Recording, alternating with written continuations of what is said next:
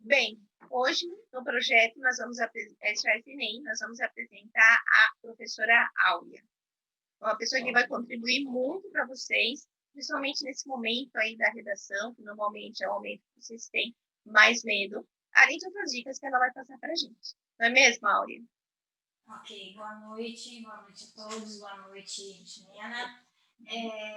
Sou a professora Áurea Silvia, trabalho na área de linguagem já há 28 anos, sou professora de língua portuguesa pelo Centro Paula Souza, no estado de São Paulo, especificamente na cidade de Marília. Sou formada, então, em letras, direito e mestrado em comunicação. Também sou pedagoga, né? Trabalho aí com a linguagem em cursos preparatórios para concursos também. E a redação é um tema bastante importante em todos os momentos para o estudante, né? São concursos que necessitam do conhecimento da escrita e, essencialmente, o Enem para alunos do ensino médio e demais que querem aí almejar uma universidade, uma faculdade, né? Então, é isso aí. Isso mesmo, Áurea. Com certeza vão suprir bastante aí das informações. E eu queria primeiro já começar a falar, antes de falar propriamente da redação, falar da preparação da prova para o Enem. O que você acha que os alunos, como eles deveriam se programar para essa prova? Então, existem alguns critérios essenciais que nós temos que nos preocupar no momento dessa preparação, né? Como eu devo me programar para essa avaliação do Enem, para essa prova? Primeiro, organize os seus horários. Você tem que especificar durante a semana, qual é o tempo que você pode disponibilizar para os seus estudos. Então, antes, faça um compromisso fixo com o seu horário. Usufrua o seu tempo livre e separe uma parte desse tempo para você estudar. Fixe esses horários de forma que você crie um hábito nos estudos. Naquele determinado horário, você sabe que você tem que parar para estudar. Separe os seus horários em blocos para que você tenha as etapas de estudo de forma adequada. E que esse horário seja um momento assim, pausado. Você fique tranquilo naquele momento para dispor realmente dos seus estudos. Então, pode ser que período, né, esse horário? 50 minutos que você disponibilize para pausar, para estudar, para se dedicar a isso, já surge um efeito bastante eficaz. Então, pare 50 minutos e dedique-se aos seus estudos, organize o seu horário. Em segundo lugar, monte um calendário, tá? Um calendário completo do ano para estudo. Se vai se dedicar a isso, a esse seu objetivo, monte um calendário.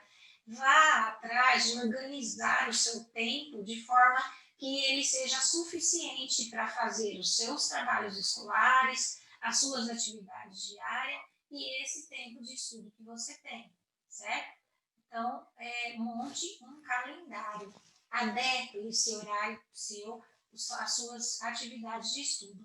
Escolha um bom local de estudo. Um local de estudo, ele deve ser preferencialmente o mesmo.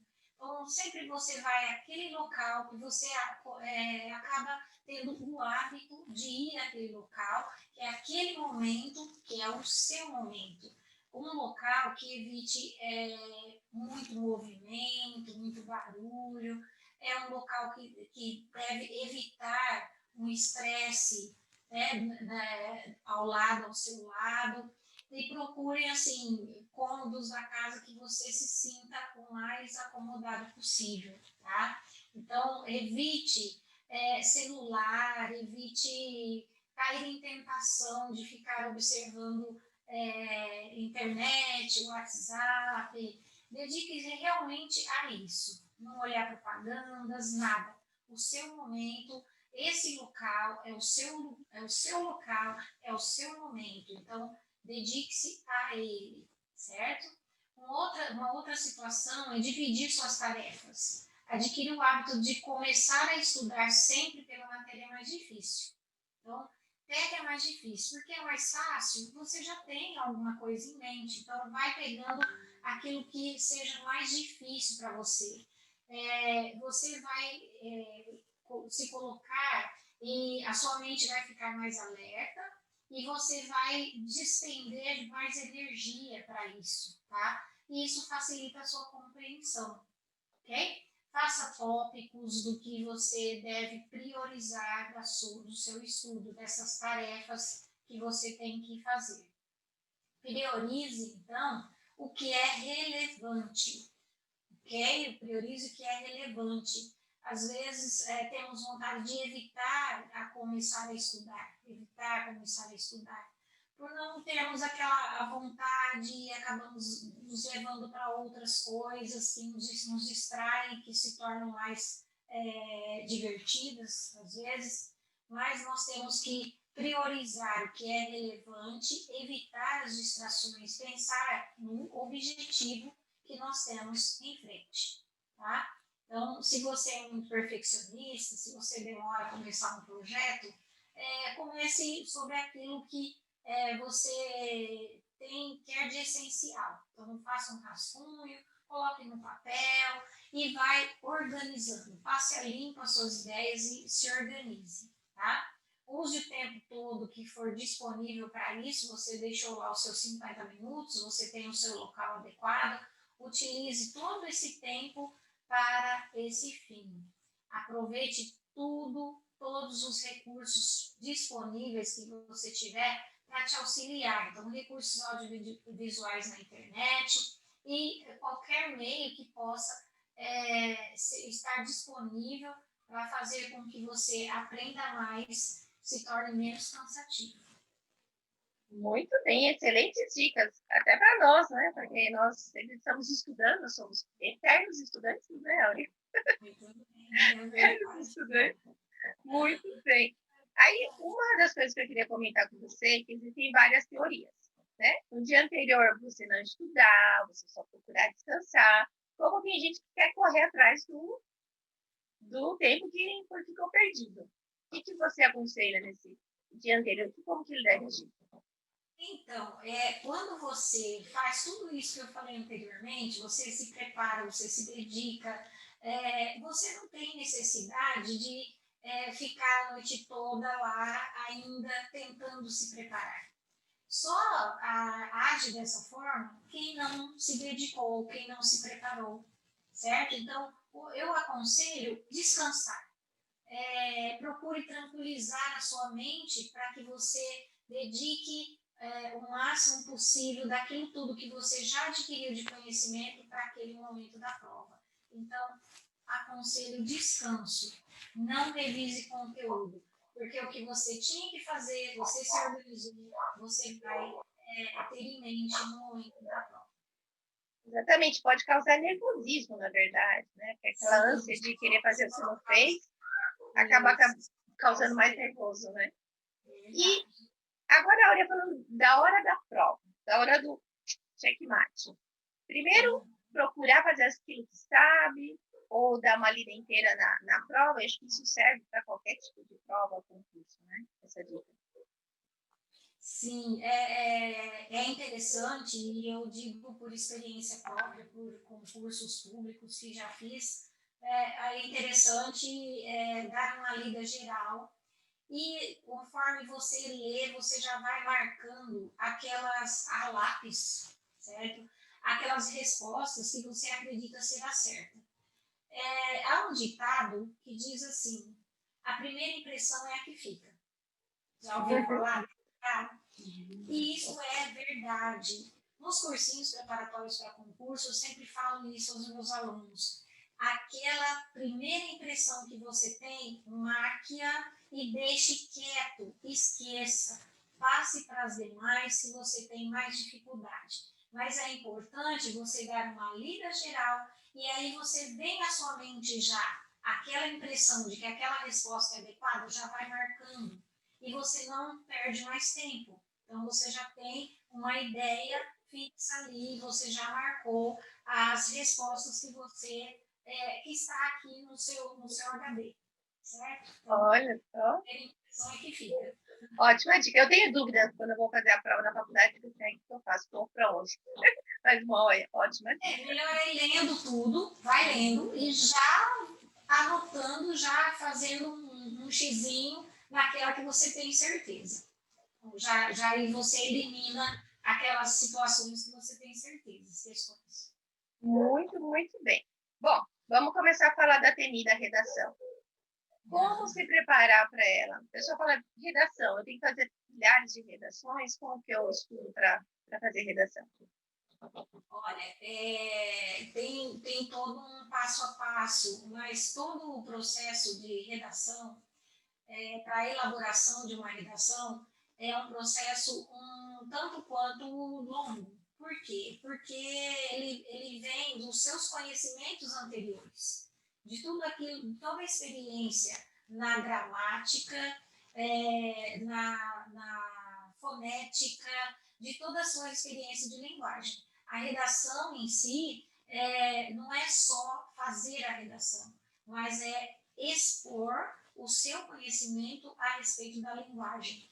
Então, você tirou um tempo, um ano, 6 meses, 8 meses para estudar e você se dedica, você faz e refaz, você analisa ideias, você busca o que já existem de redações como modelos, para que você tenha conhecimento do que é uma redação do Enem, de como é uma redação do Enem.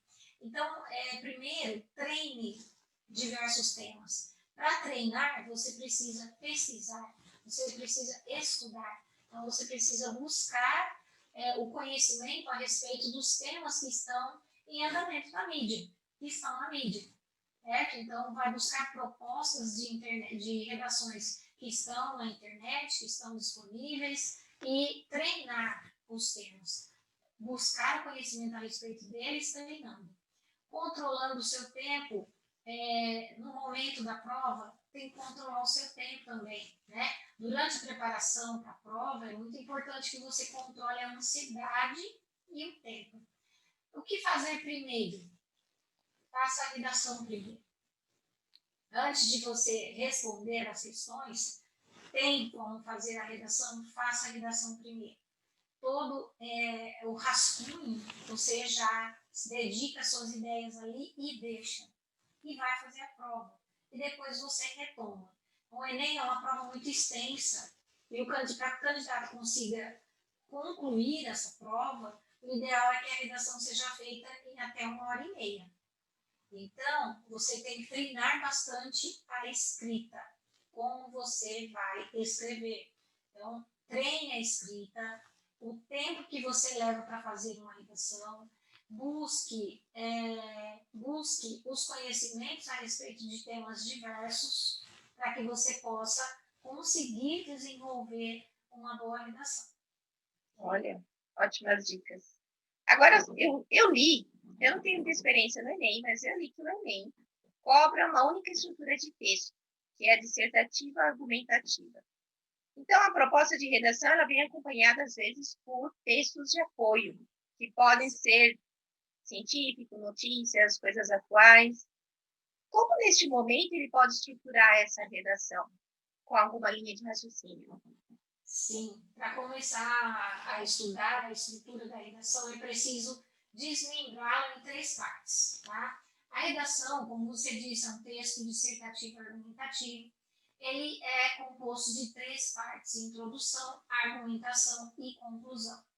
Né? Então, é importante que o estudante saiba o que é uma dissertação, do ponto de vista da linguagem, a sua estrutura, a organização das ideias, para que ele possa começar a escrever. Então, o importante, analisar bem a proposta, qual é a ideia que está querendo ali que você desenvolva.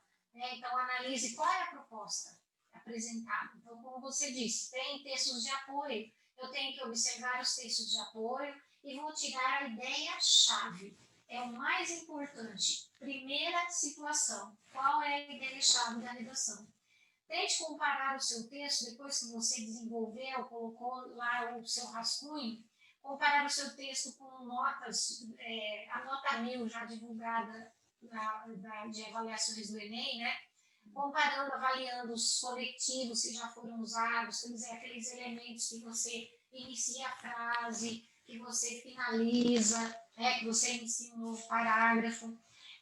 Se o seu ponto de vista está claro, a introdução, na introdução do texto, desde a introdução até o final, você desenvolveu bem esse ponto de vista, né? O seu texto contempla todos os elementos da proposta, então você tem aquilo que está pedindo, realmente o seu texto está coerente com a ideia inicialmente desenvolvida.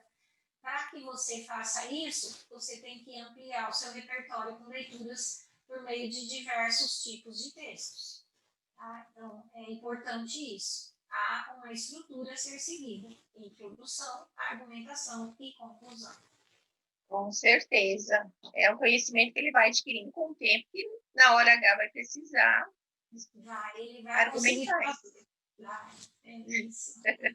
E deixa eu te perguntar, o que é mais pontuado na redação? Olha, na redação, o corretor, os corretores, eles têm que avaliar alguns níveis de competência. E são os níveis de competência? O que o aluno consegue atingir no domínio da norma, por exemplo. O primeiro nível de competência, o domínio precário ou domínio pontual da norma culta. O aluno tem que conhecer a norma, a língua portuguesa, de acordo com a nomenclatura gramatical brasileira. A norma culta é o que importa. Não pode ocorrer desvios de linguagem numa redação. Isso é observado. Então, primeiramente, o aluno domina a norma culta, a pessoa domina a norma culta, então tem que saber a língua portuguesa.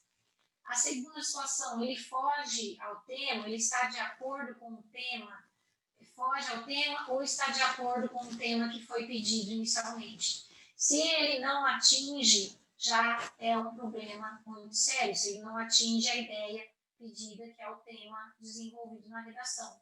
Então, outro nível de competência. Um terceiro nível são as informações, os fatos, as opiniões apresentadas. Possuem ou não possuem relação com o tema? Então, tem que haver a relação com o tema, as informações, fatos e opiniões apresentados. A defesa de um ponto de vista, você tem que defender o seu ponto de vista, você tem que mostrar os dois lados. Então, sempre tem o lado que é favorável e o lado contrário. Então, você demonstra os dois lados e defende o seu ponto de vista, qual lado você acha que é adequado. Vou colocar um exemplo aqui, uma situação em que uma aluna ela defendia as cotas raciais. Então, teve uma redação do Enem e ela fez a redação defendendo inteiramente a redação, somente o ponto de vista dela, as cotas raciais. E ela achou que estava assim, arrasando. Contudo, ela não colocou fatos, opiniões, outros pontos de vista, não argumentou, não fez aquele jogo das palavras para argumentar que o ponto de vista dela estava adequado, estava correto. Ela só colocou a ideia dela. Então, não é adequado isso. O corretor ele vai observar a amplitude dos seus conhecimentos, como você sabe fazer esse jogo das ideias, das opiniões, apresentar os fatos, apresentar estatísticas. Então, ele vai fazer essa análise do que você tem nessa competência. Tá? Uma quarta competência é o texto articulado. O texto ele está articulado por inteiro ou as ideias estão fragmentadas. Tá? Então, existe elementos que nós trabalhamos com a linguagem, com o texto, que são os recursos coesivos, coesão e coerência. Isso é importante. A articulação adequada entre as partes do texto. Isso vai ser avaliado. Uma outra situação de competência, outro nível de competência que é avaliado, é se existe uma proposta de solução para a finalização do seu trabalho, né, da sua redação. Existe uma proposta de solução? Você tem algo para finalizar o seu texto? Você demonstra esse conhecimento, relaciona essa proposta de solução ao tema ou assunto apresentado? Então, essa proposta de solução, que é a finalização da sua redação, é bastante importante. Tá? Então, são 5 níveis de competência que nós temos para uma avaliação na redação. Puxa vida, é coerência do começo ao fim, né? Sim, basicamente isso, coerência do começo ao fim. Coerência da linguagem. Então, na norma culta, nós temos que ter o conhecimento da semântica, da sintaxe, da gramática em si, da fonética, de tudo. Nós temos que ter o conhecimento, porque ali nós seremos avaliados qual é o nível da nossa língua, do nosso conhecimento com a língua portuguesa. Olha só, você falou aí dos corretores, mas existe algo que pode zerar uma redação? Ah, sim, pode zerar. Se você não atinge essas competências que eu disse anteriormente, você vai zerar. Então, a partir de qualquer uma dessas competências descritas, se o aluno foge do tema, é 0, por exemplo. Se o aluno demonstra um mínimo de conhecimento possível da língua portuguesa, inadequação de pontuação, usa gírias, usa termos inadequados, linguagem informal, já demonstra a falta de conhecimento com a língua, então ele vai zerar. Tá? A falta de coerência, a proposta de solução, se ele não coloca cada um desses itens, se você zera, você vai zerar na redação. Cada um dos 5 itens das competências.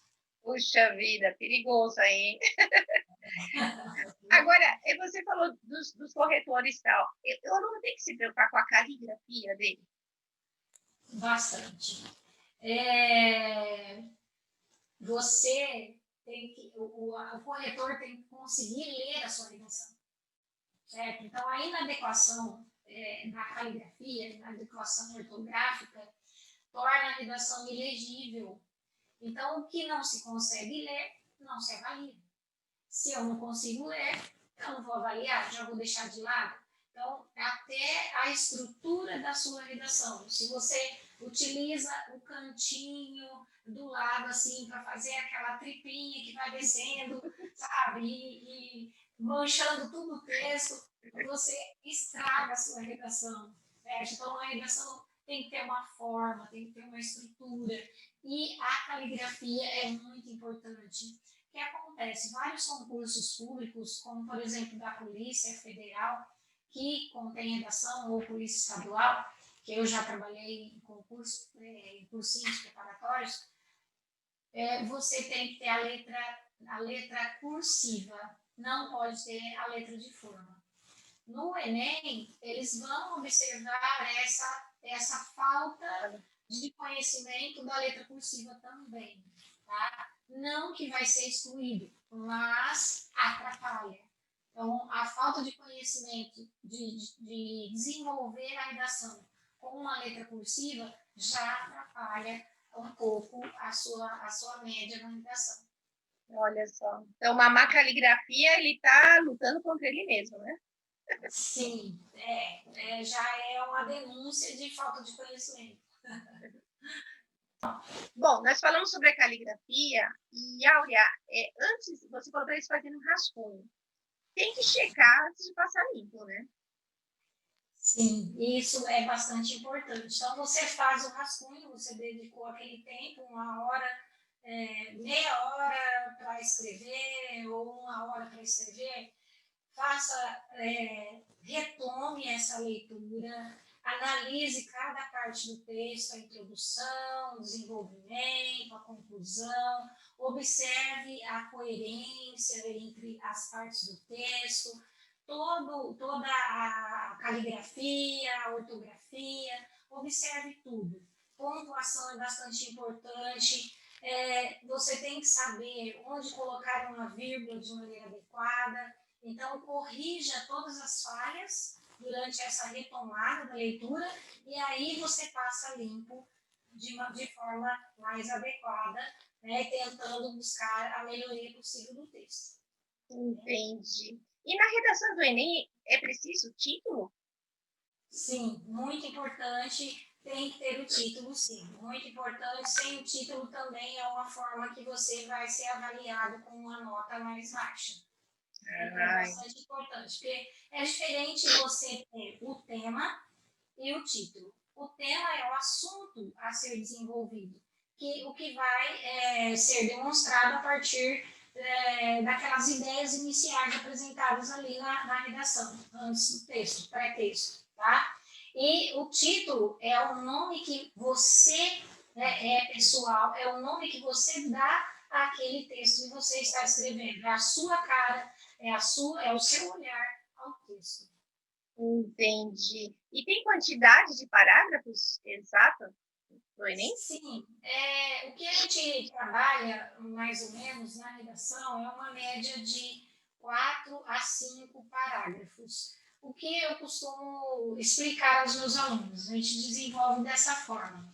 A introdução, a gente trabalha com um parágrafo na introdução, de 4, 5 linhas, até 6 linhas, está ótimo. No desenvolvimento, você pode colocar mais 3 parágrafos.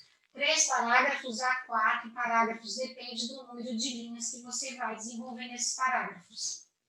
3 parágrafos com 4, 3 ou 5, 6 linhas de cada um. Tá? Então, você vai dividir, você vai observar que em 30 linhas, se você tem que desenvolver o seu texto, você vai dividir esses parágrafos, a maior parte para o desenvolvimento. Um parágrafo para a introdução, um parágrafo para a conclusão e os demais para o desenvolvimento do trabalho, que é onde você vai colocar o seu ponto de vista, você vai discutir, você vai colocar dados estatísticos. Então, é ali que você vai trabalhar o texto realmente. Então, tem que ter um número maior de parágrafos a desenvolver. Entendi. Pelo que você falou, um parágrafo para conclusão quer dizer que a pessoa tem que ser muito sucinta aí na conclusão dela. Sim, porque na conclusão você vai buscar a ideia que você apresentou na introdução e vai fazer o fechamento, tá? A partir daquilo que você desenvolveu no centro do texto, no corpo do texto, você já direcionou no corpo do texto o seu ponto de vista. Você direcionou. E aí você vai fazer esse fechamento, buscando a ideia apresentada lá inicialmente na introdução e fazendo o fechamento, colocando a sua proposta de solução. E tem que ser sucinto, tem que ser breve, em um parágrafo somente, de 5, 6 linhas. Aconselha-se não colocar além de 8 linhas, porque fica muito extenso e você acaba fugindo da ideia inicial. Tá? Então, no máximo, aí, 6 linhas para cada situação de parágrafo, no máximo. Entendi. E se no caso do aluno, ele optar pela proposta de intervenção, que cuidados ele deve tomar? Olha, ele tem que observar toda a proposta do texto, sempre observando toda a proposta do texto, tá? Não fugir da ideia inicial. Ele vai seguir aquilo que o texto vai pedir inicialmente. Tudo que eu já falei anteriormente, toda a proposta de competências, ele vai seguir essa mesma situação, tá? Tá bem, então. E agora eu anotei aqui, olha, que sugestões de palavras ou frases você pode dar para começar uma redação? Porque às vezes o problema começa na primeira palavra, na primeira frase, né? Aquele branco total e radiante que dá, né? Como que eu começo aqui, né? Aquele branco. Eu sempre falo, quando eu pinto a ideia, mas surge a primeira frase, aí eu deslancha, né? Então, aí eu trabalho da seguinte maneira: nós podemos iniciar a redação respondendo a perguntas com porquê. Você tem o tema, você tirou o tema, você monta uma frase relacionada àquele tema e você fala aquele tema você diz a frase e você fala por que disso aqui. Então, quando você formula esse questionamento com o porquê, você inicia com a resposta a esse porquê. E aí você tem um trabalho de causa e consequência. E você pode desenvolver a redação com todos esses porquês. Então, você respondeu a primeira, porquê, daquela ideia que você apresentou, e você já fala porquê daquele porquê. E vai trabalhando com os porquês, e você desenvolve causa e consequência. Você responde e consegue desenvolver o texto. É uma técnica que eu utilizo e que dá muito certo nessa questão de trabalhar com os porquês. Tá? Você acaba desenvolvendo o texto com causa e consequência, que é o que a gente precisa para trabalhar um texto dissertativo. Muito boa essa técnica, porque na verdade ele tem que pensar que ele está convencendo alguém, como ele seria convencido daquilo, né? Isso, é verdade. Então, o porquê daquele porquê que ele está se dispondo a falar. Olha, isso ajuda bastante a desenvolver. Super interessante. Também existem umas perguntas que eles fazem, por exemplo, se ditados populares podem ser usados na redação. Olha, pode ser usado, não é adequado. Pode ser usado se a pessoa tem muita experiência com a leitura, com a linguagem, porque ela vai trabalhar a sua redação, aquele sentido conotativo, que são ditos populares, ele vai trabalhar esse sentido conotativo dentro de um texto que é argumentativo, opinativo, que é mais denotativo, tá? Com sentido literal. Então, ele tem que saber como desenvolver essa linguagem. O melhor é não utilizar. Para quem não tem domínio da linguagem, não utilizar ditos populares. Porque às vezes um ditado popular pode ter uma ambiguidade aí e foge de gera ambiguidade. Muito bem, é isso aí. Gera ambiguidade. E nem todas as pessoas conhecem o seu dito popular, que pode ser regional. Um dito popular, um ditado popular que pode ser regional, dentro de uma avaliação do Enem de outra região, de outra área, o corretor não vai entender aquilo que você quis dizer. Então, ele vai falar o que é isso. E aí você acaba se dando mal, porque foge da ideia essencial da redação, do desenvolvimento da redação. Verdade. Você comentou que não seria correto sempre usar um tipo de linguagem mais culta. Mas se a pessoa quiser citar gírias ou algumas outras palavras comuns, coloquiais, entre aspas, como a gente costuma fazer, isso é possível na redação? Como eu disse com os ditados populares, a pessoa tem que ter um domínio muito bom da linguagem para saber desenvolver isso. Aí ele pode até utilizar, mas ele tem que ter um domínio da linguagem para utilizar essa situação de gíria.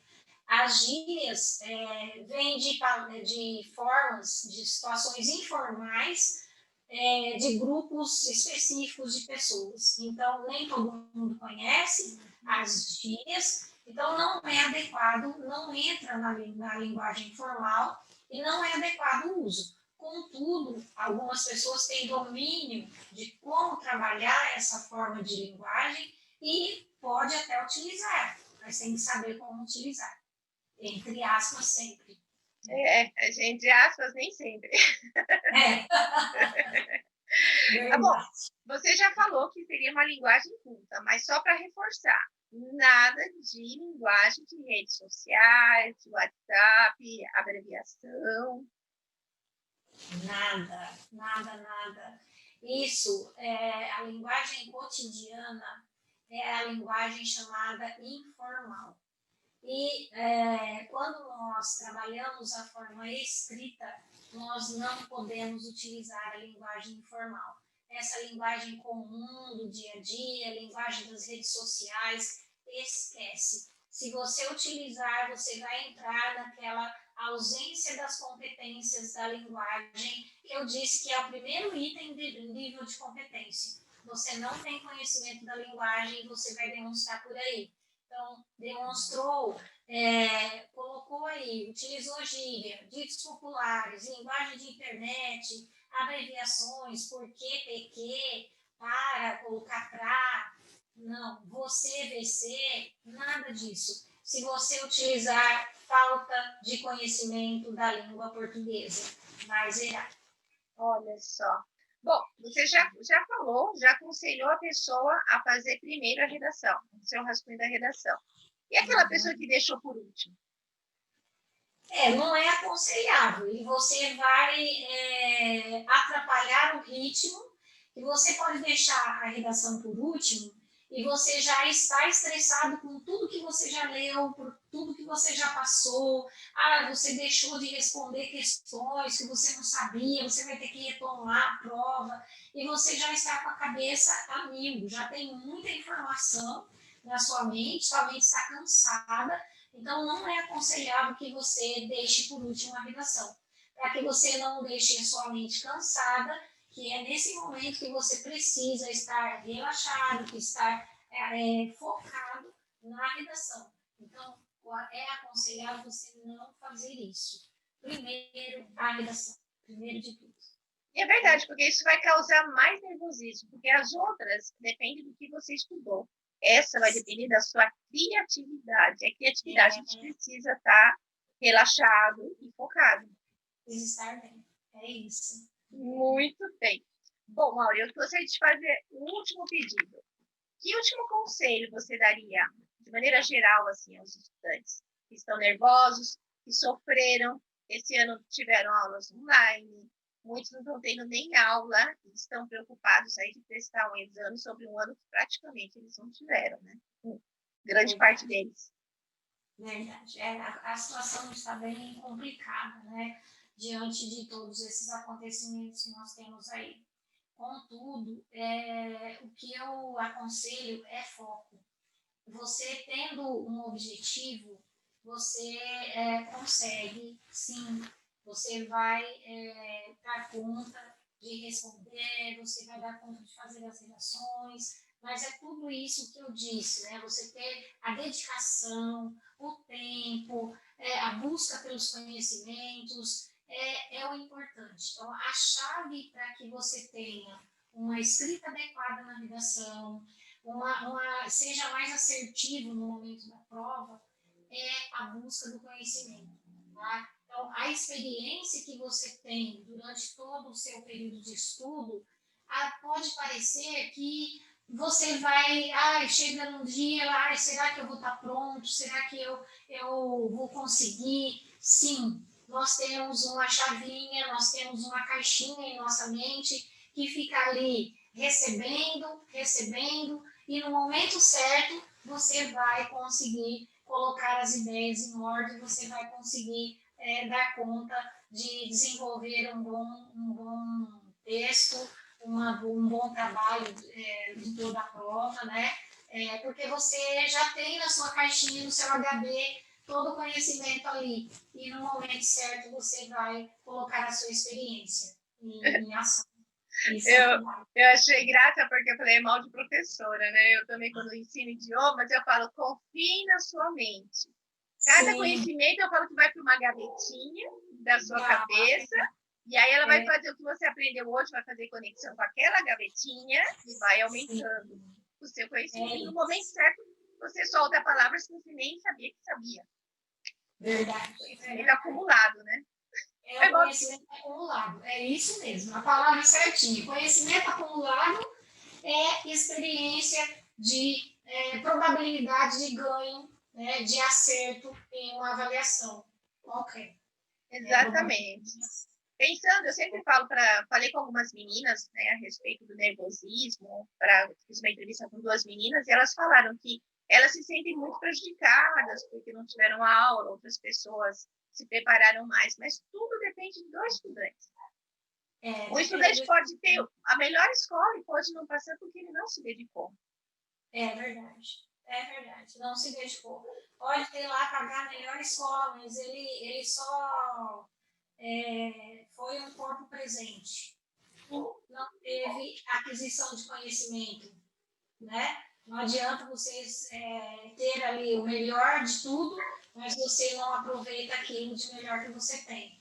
Então, se a pessoa aproveitou cada momento de conhecimento, de busca, ela vai conseguir sim. Não é somente a escola. Se você ficar esperando somente a escola, você não consegue tudo. Então, a escola é aprendizado, a escola traz para a gente todo o conhecimento direcionado, mas você também tem que buscar isso da melhor forma que você conseguir, né? Com pessoas que tenham conhecimento da linguagem, pessoas que estão ao seu redor, que saibam, né, o que é correto.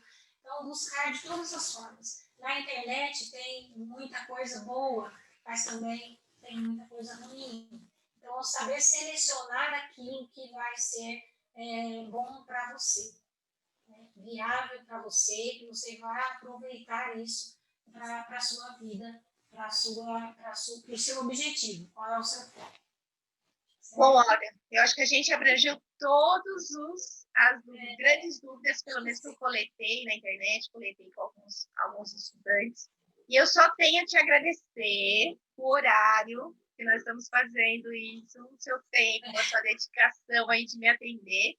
E tenho certeza que isso vai ajudar muitos alunos. Muitos, muitos mesmo. Eu agradeço de coração a sua disposição aí. Eu que ajude. Muito obrigada. Boa noite. Boa noite, Joana. Tchau. Deixa eu ver.